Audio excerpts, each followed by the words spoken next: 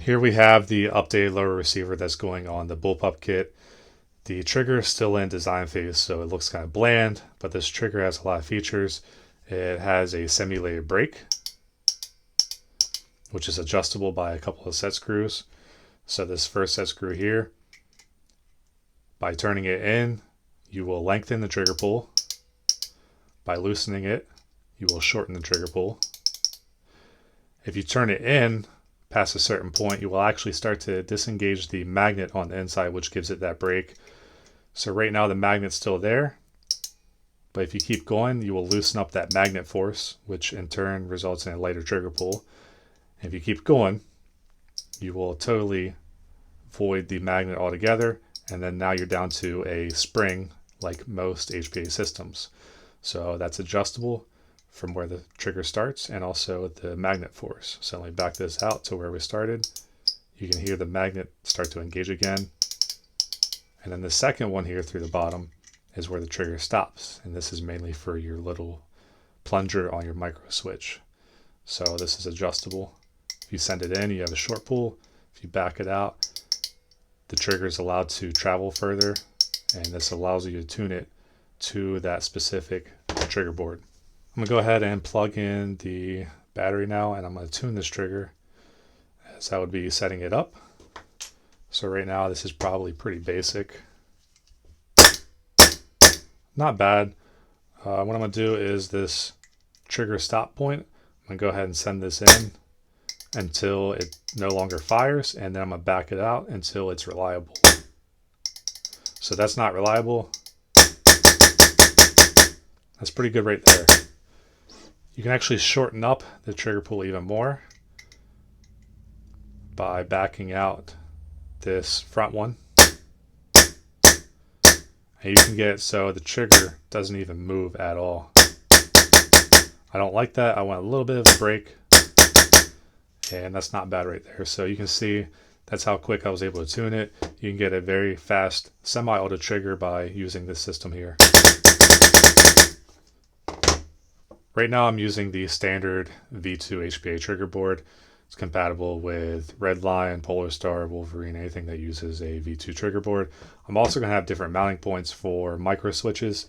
So you can use units like the Reaper, which all you need is a switch to engage the solenoid. Semi-auto, so it's perfect. I'm also going to have a mounting point for the mechanical Redline, which features an air line that runs up to the front and a valve that the trigger is going to engage. So this lower is going to have full capability for most standalone cylinder units. This grip also has been changed. You no longer need your standard AEG grip. I have both real steel grips right here. This one's the Magpul super tiny one, and this is I forgot the brand of it, but it's a much steeper angle than your AEG grip, which sits about there, so it feels more comfortable in the hand. And also some of them have compartments, which I plan on using. This is where you store your battery.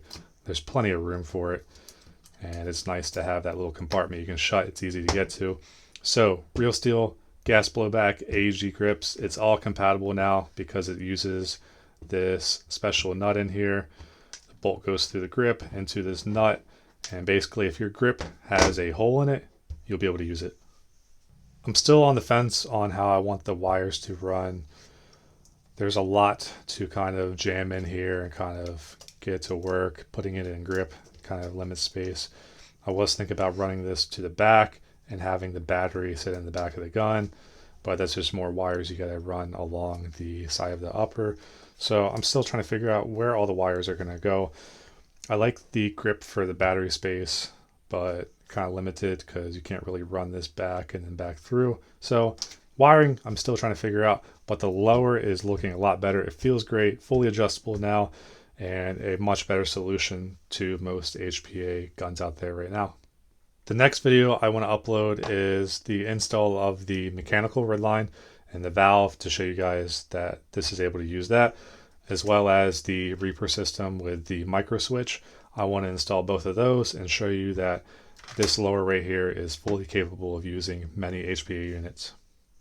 But yeah, this wraps up the video.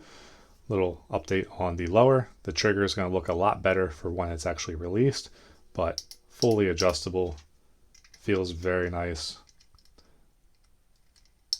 Whatever trigger pull you want, you can achieve with this.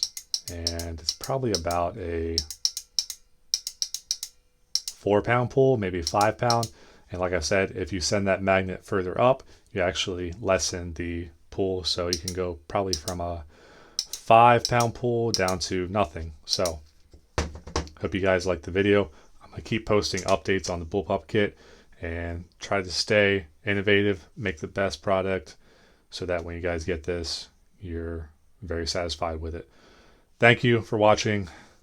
Next time.